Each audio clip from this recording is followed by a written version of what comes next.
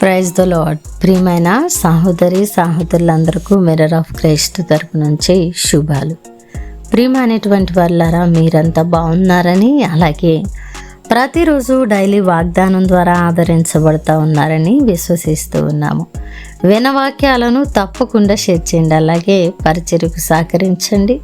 మరి ఈరోజు దేవుడు మనతో మాట్లాడుతూ నా బలమైన వాగ్దానాన్ని ధ్యానం చేసి మన జీవితంలో పెట్టుకుని ఫలించేది వారముగా ఉందాం. సామెతలు 3వ అధ్యాయము 26వ వచనము. యెహోవా నీకు ఆధారమగును, నీ కాలు చిక్కుబడకుండునట్లు ఆయన నిన్ను కాపాడును. దేవుని నామానికి మహిమ ఘనత ప్రభావములు చెల్లిస్తున్నాను. ప్రియ సహోదరుడా, ఈరోజు ఆయన మనకు ఆధారమైన దేవుడు. మనం కూడా ప్రతినిత్యము ఆయన సన్నిధిలో ప్రార్థిస్తూ ప్రభువా నీవు నాకు ఆధారమయ్యా అని అంటూ ఉన్నాం కదా. అయితే ఈరోజు నీ పరిస్థితులను ఎరిగిన దేవుడు మాట్లాడుతున్న బలమైన మాట ఏమిటి అంటే, ప్రియమైనటువంటి బిడ్డ, మరి నేను నీకు ఆధారం అవ్వడమే కాదు, నీ కాలు చిక్కుబడకుండా ఉండునట్లు నిన్ను కాపాడుతానని మన దేవుడు మనకు భరోసా ఇచ్చి వాగ్దానము చేస్తూ ఉన్నారు. కాబట్టి ప్రియమైనటువంటి వాళ్ళారా, మన పరిస్థితులు ఎలాగున ఉన్నా, మన స్థితిగతులు మన జీవితాలను ఎలాగున ప్రభావితం చేస్తూ ఉన్నా కూడా మనము మన దేవుడైన యెహోవాను ఆధారము చేసుకొని ఆయన మీద ఆధారపడి ఆనుకొని మునుముందుకు వెళ్తూ ఉన్నట్లయితే ఆయన మనకు ఆధారమైన దేవుడిగా మనల్ని నడిపిస్తూ,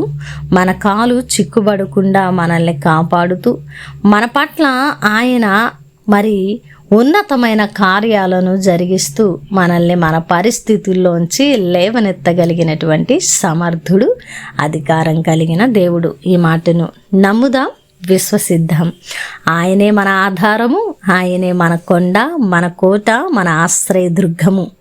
ఆయన నమ్మదగిన మంచి సహాయకుడండి. ఏ పరిస్థితులు ఎలాగున ఉన్నా ఆయన చాలిన దేవుడిగా ఉన్నారు. కాబట్టి ఆయన మీద ఆధారపడదాం, ఆనుకుందాం, ఆశ పెట్టుకుందాం.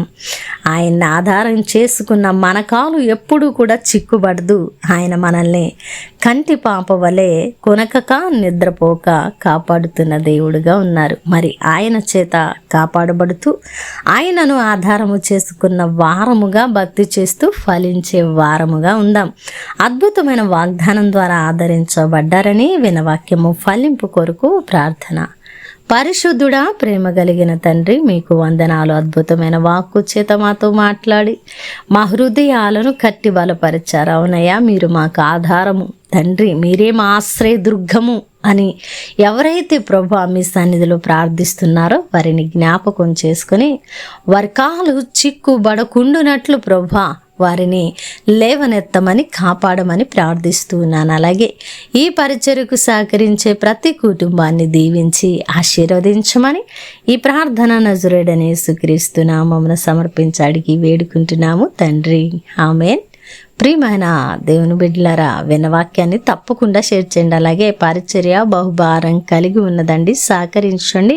ఇక్కడ మీరు విత్తితే ఫలిస్తారని చెప్పడానికి సంతోషిస్తూ ఉన్నాను. దేవుని చిత్తమైతే మరలా కలుసుకుందాం. దేవుడు మేము దీవించును గాక. ఆమేన్.